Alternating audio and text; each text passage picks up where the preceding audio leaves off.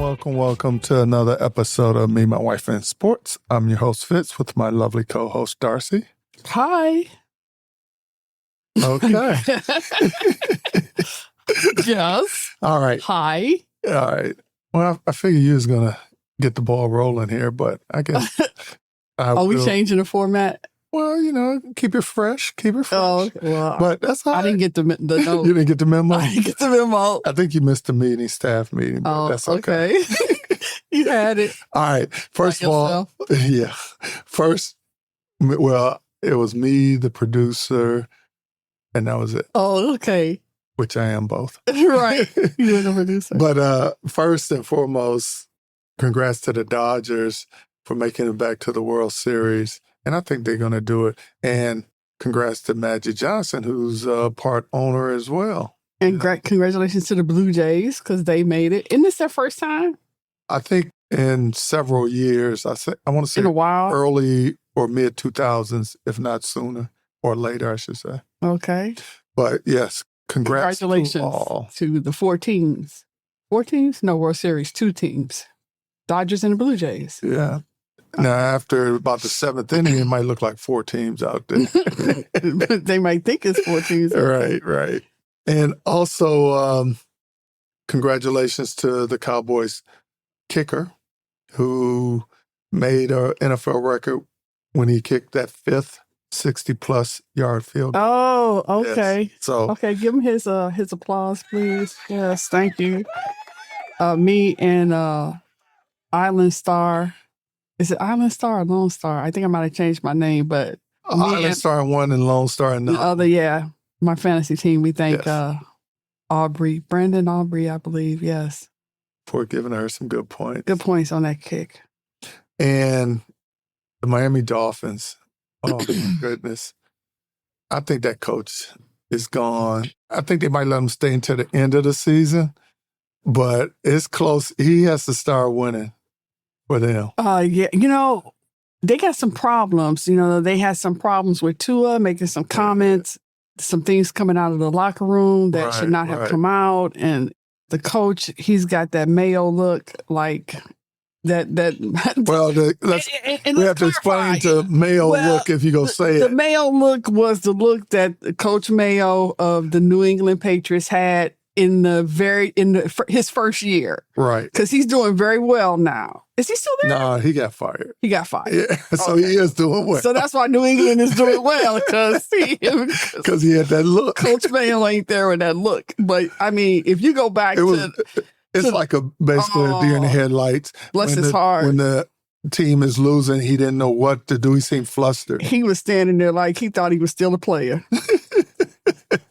Bless his heart, man. That's messed Woo, up. yeah. Messed up. If you just go back and look at some of the sideline film of Jared Mayo, he just, I mean, this was him as a player, and I'm showing my. That's the same. Showing my producer same look with a picture of him, and that was yes, he had that look. So we start calling it the Mayo look.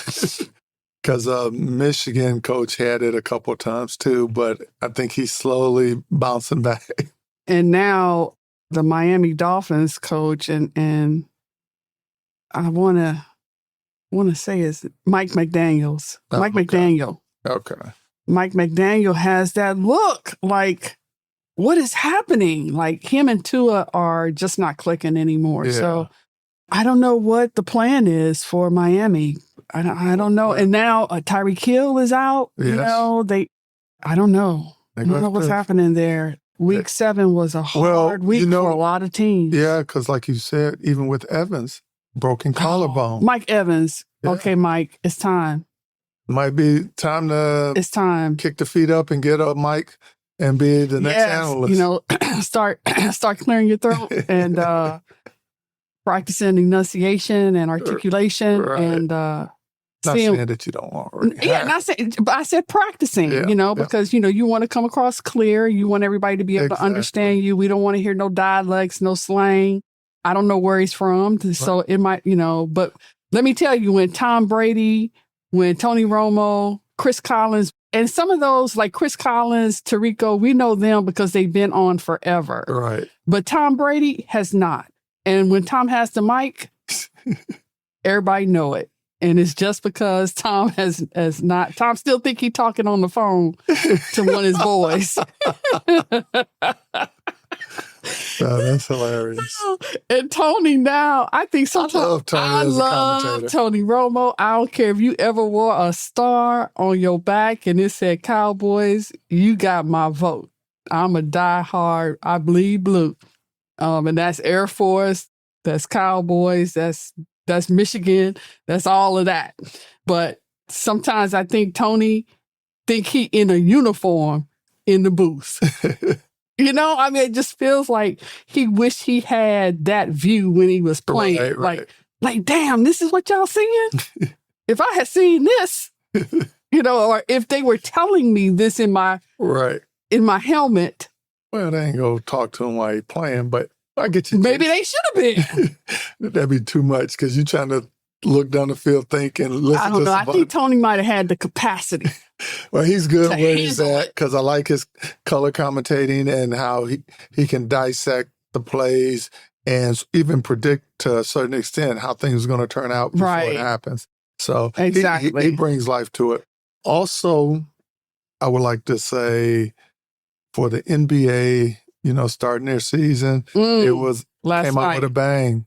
Well, they started a couple nights ago. A couple nights ago. But they made it sound like it was last night. Well, the big game. Okay. It was a big build-up for Dallas. Okay. Playing San Antonio, Wemby, and Cooper Flagg's debut, which, you know, if you listen to our previous episodes, I still am a big Cooper Flagg supporter, the kid, and kid, because he's only, I think, 18 or 19, something like that. Well, he might be 22. I'm sorry. But he is going to be great. He started off rough this first game. And, you know, I saw a little bit of his college moves in him, which he has to realize he's playing against a top caliber of folks every night. It's not in college where maybe 3 or 4 games in a row might be tough and the rest are skate. Every night you're going up against. So when you say college moves, what do you mean? Well, what did he do? Some of the moves he did in college, some of it doesn't translate into the pros. Okay. Like, for example, if he does a crossover twice and then goes on the second part of the crossover, that might have worked in college, but now he has to do it on the first crossover to beat his man instead of trying to do 2 and go. So things like that. That didn't work last night. Well, that's just an example. That has nothing to do with his game. Okay. But that's just an example. But some things like that might not translate from college to pro. Okay. You have to step it up because, you know, players are stronger and bigger in all positions. And the one thing I did like him meaning Flagg bringing the ball up the court, and I think he would be good maybe as a 1 or a 2 guard by that because he has a nice handle. You know, he still got to be a little bit more conscious around him when the guy is playing him because I think he got stripped or threw a couple bad passes. But he's young. First game, got plenty to go. He's still going to be the man. Now, Wemby, I get it. He's 7'4", and he should be doing a lot of things. But this guy going through his legs with the ball, now, shooting threes. What year is this in the league for him? I think this is his 3rd. So, I mean, he's still a kid. He is. And they said he gained some weight. He did. You know, but... And that's the scary thing. Right. I mean, I remember when he came in and he gained some, and they were talking about how thin he was. And looking at him, I can tell he's gained weight, but he has not gained enough weight, be it muscle or fat. Right. Whatever it is, he does not have enough of it on him. Like, he couldn't be my kid coming home because I just sit him at the table and make him eat pasta and potatoes. Like, yeah. Well, it's that probably high metabolism. It is. And he's 7'4", so it takes a lot of food to fill that up. Jesus. But yeah, can you imagine if he could just build like 10% more of his body weight now as muscle mass, he's going to be a beast. Right. Yeah, he put on the show last night. I tell you, I think he had 40, just the highlights were 40 like, plus points and dunking on everything and all that. And I mean, he's shooting threes. He's the full package, you know? Yeah. He's not one of those guys who gets stuck with the ball and can't maneuver. He'll put it on the floor. Right. He's not your average 7-footer. Exactly. He's far more talented. 4 6'8". Yes. Because most guys that height are not good ball handlers. Right. Yes. Right. So kudos to their San Antonio's first win. And with that said, I was going to mention what's going on with the NBA, but I'm going to hold off on it because it's still new. Exactly. I don't want to rush to judgment, but let the smoke settle. Exactly. All I have to say is, if you don't watch Stephen A. Smith, listen to what he has to say. Listen. Oh, please. He has a good take on it. And we all know Stephen, okay, I love Stephen A. So I'm not bashing, but quite honestly, Stephen A. can be crazy. And so, you take everything with a grain of salt. That has nothing to do with his person. Right. And so, but when he speaks about this particular issue, because Stephen A. will bash my Cowboys. So keep that in mind as I say this. I think he's a closet Cowboy fan. I'm being very fair here. He has and makes some very good points that were challenging to his team there. And normally they don't cut him any slack. They come right back at him, but they had a hard time challenging him on the points that he makes as we just begin to find out what's really going on with this particular issue. So everybody keep an open mind. Everybody is innocent until proven guilty. Right? I said that right because I used to be a cop. And so we had our own little sayings about that. But that is the correct way to say it. And so let's just stay tuned for more information. Exactly. All right. Topic today, Darci and I we were sitting there watching some sports and seeing commercials and all that with young kids with the NIL deals and so forth. And we was like, now they have agents for kids, high school and college, dealing with NIL. So as we were talking about that, we was like, okay, where does the sports agent come in? What's the true difference? And is one better than another? So we decided we'll do a little research and use that as the discussion for today. Not saying one is better than the other, but Yeah, just finding out really like what are the differences between and the good, the bad, and the ugly. Basically. There you go. Or I should say the unregulated, because when it comes to NIL, I don't think it's regulated. It's not. With a sport agent, they have to take classes. They have to be approved by the league, whether it's NBA, NFL, or whatever. And I'm sure some other caveats in there that they have to have in order to represent a professional client in one of those organizations. Right. So let me tell you. Okay. So for a sports agent, highly regulated field by all the leagues, whether it's hockey, tennis, whatever sport it is, that league regulates the agency part of it.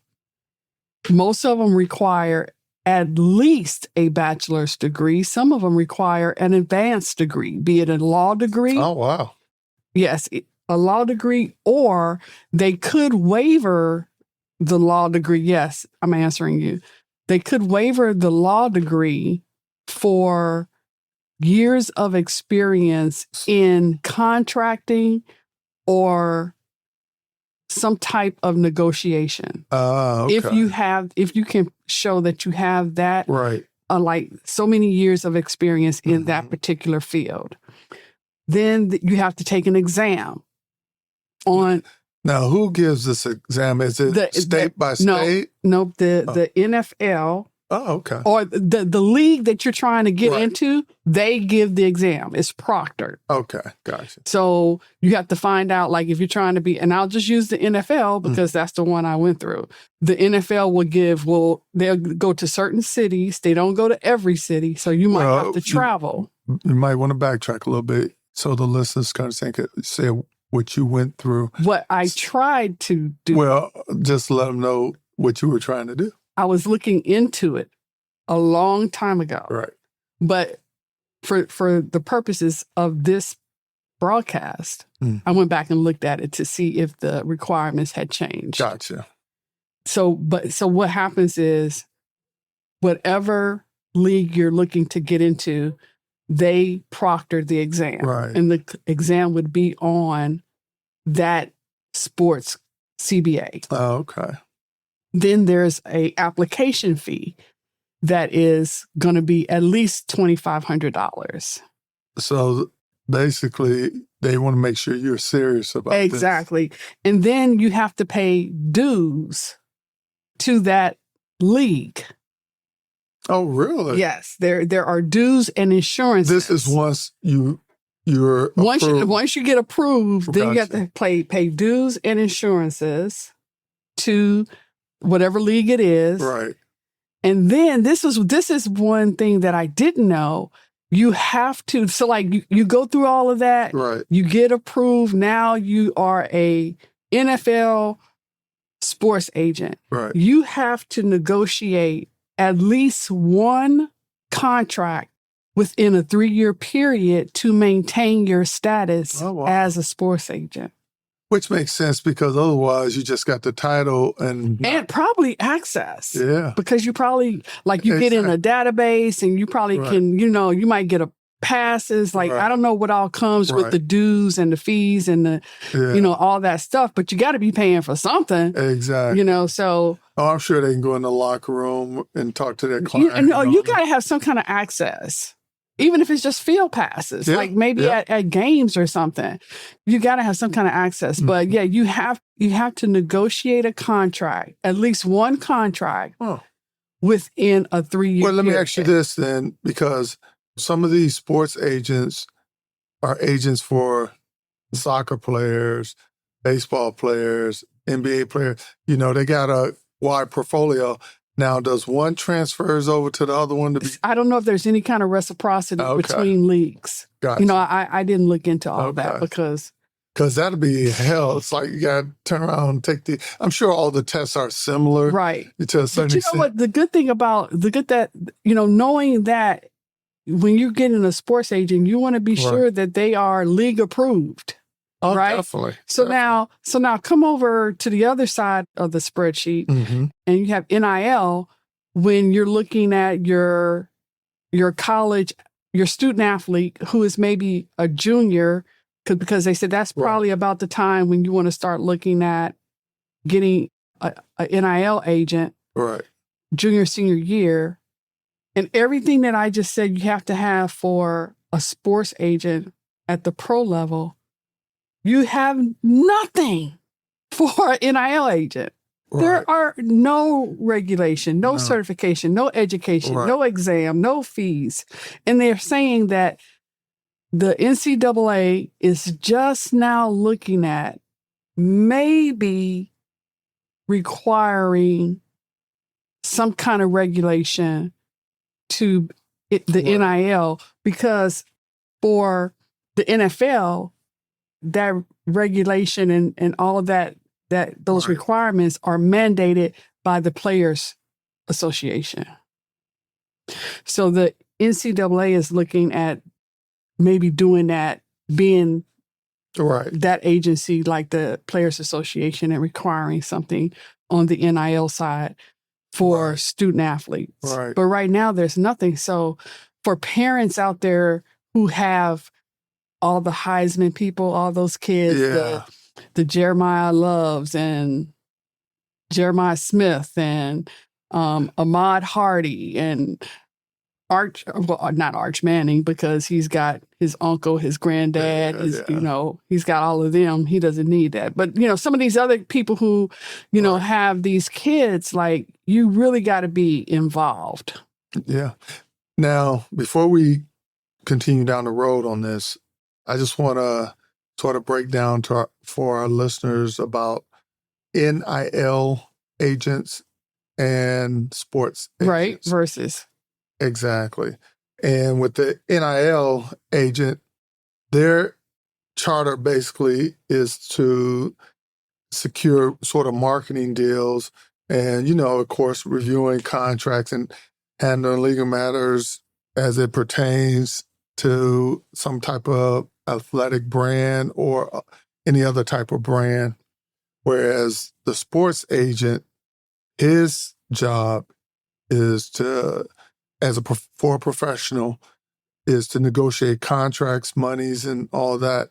And he's not so much dealing with the branding side as they would do in the NIL. So that's just the main difference between the two. And as well as the percentage of money that's given, like for an NIL agent, his percentage is going to be higher. It could be anywhere from 10 to 20%, whereas sports agent, his take probably will only be as high as 15%. So, and I think because of the way the contracts are structured in a long period, whereas for the NIL, their contracts aren't as long because, these companies are taking a chance with all these young men that they go to the NBA, NFL, or professional soccer, or whatever the case may be, and do well. And if they don't, they, in their younger years, meaning high school and college, they spent a lot of money on these young Right. women. Yeah. So also, as Darci mentioned with the parents, if you're going to get an NIL agent for your child, which is probably not a bad thing to do, make sure you do your homework. Because as Darci stated, there's no guidelines, rules, no requirements, education, experience, or anything. But I'm sure as a parent who's involved in their child's activities, especially if they're going to be high-profile sports figures, that they'll do their due diligence and bring the person in, interview them. What's their experience in marketing, maybe, or what's their experience in negotiations and those type of things. But do your homework. Just don't go get Bubba on the corner. Oh, right. He sold 10 cars out to swap meet, Right. Uncle Joe, right. Cannot, be the NIL agent, Exactly. that, and it's funny you say that because that was like one of the things that I saw that this guy was, he was an agent, and he was saying that part of his job sometimes was having the hard conversations when he got young people in, like young college students, and part of his job was to tell them that no, your uncle cannot be your financial manager. Right. You need an accountant. Right. And it was just hilarious that to read that, like, wow, like I know that, but it's funny. It was funny, but it was like almost scary funny. It was scary funny. Mm-hmm. But I was happy to see it. Like, I'm glad that somebody is actually telling these people that, because you wonder. Yeah. When you hear the stories of the things that still happen. Right. Yeah. That's hilarious. But you got to be careful. Don't let a sports agent try to be your NIL agent. Correct. Because that puts huge violation. That's what I was going to say. That puts you in that professional realm. And you could risk your student athlete's eligibility. Exactly. And huge violation. So Don't let a sports agent tell you that I can handle the NIL part too. That is not, they cannot do both. That is a big no, and you could end up costing your athlete a whole lot more than what you plan to. Exactly. Don't let them make promises that they can't keep. They cannot make you $1 million in 3 days. Be sure to get everything in writing. Definitely.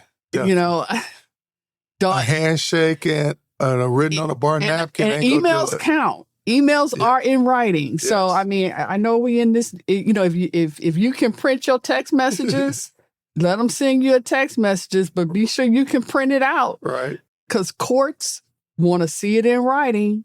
You got to bring the receipts. You got to bring the receipts, and you got to bring the receipts in paper. That's a good one. And you got to bring paper. So whatever you get it in writing. Be sure it's in writing. Don't be afraid to have your own questions. Exactly. Too many people go to interviews thinking it's a one-way interview. It's never a one-way interview. And even when I was doing interviews, if the person I was interviewing didn't have their own questions, then I thought you were unprepared. And so, you know, that was a ding against you if you didn't ask me a question. How crazy is that? Especially when you got the person right there. And how many people don't know that to prepare for an interview like that I need a question to ask the person that's asking me questions. People don't know that. Right. So, hey, that's a free nugget, y'all. Have your own questions. Definitely. Protect your downside, because do whatever you have to meet your own guarantees. Know what you need versus what you want. Oh.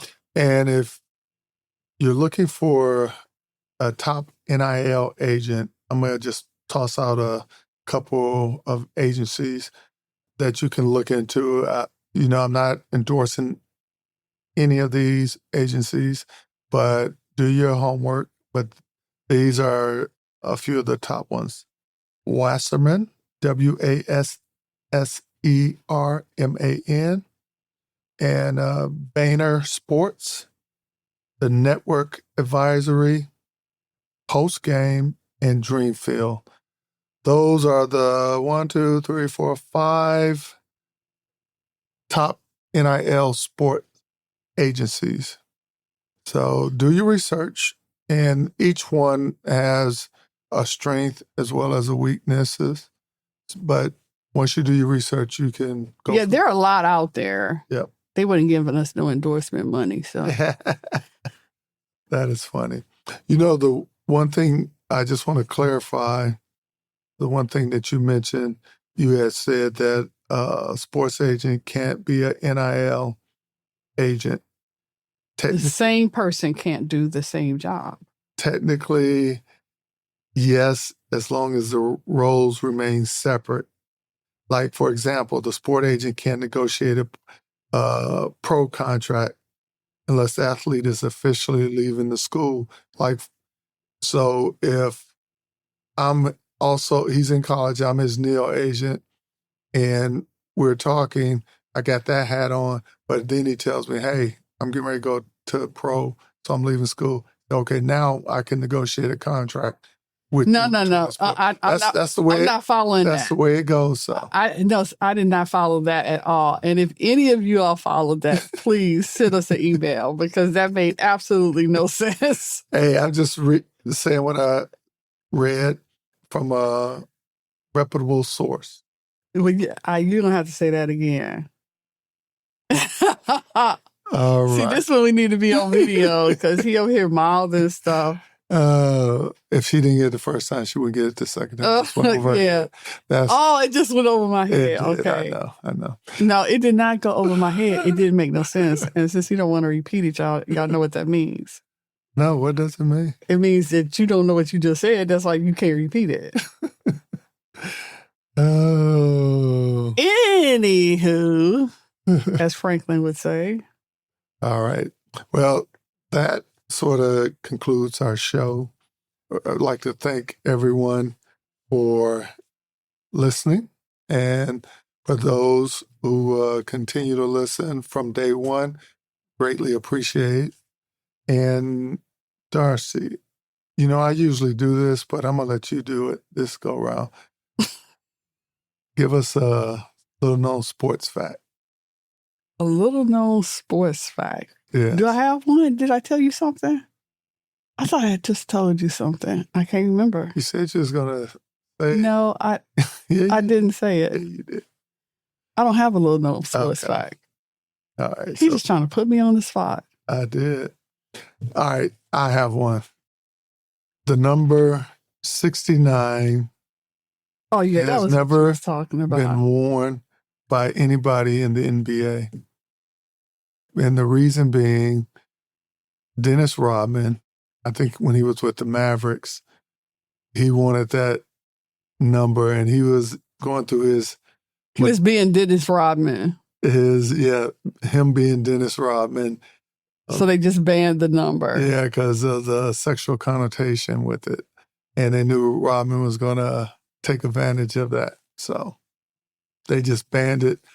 The NBA said no, but hell no. And policy came out. You could have done another little known Black history fact. Sports fact. That's what it is. All right. Well, with that said, Darci, any final thoughts? No, it was a good show. Everyone have a great day. And remember, your mate is a reflection of you.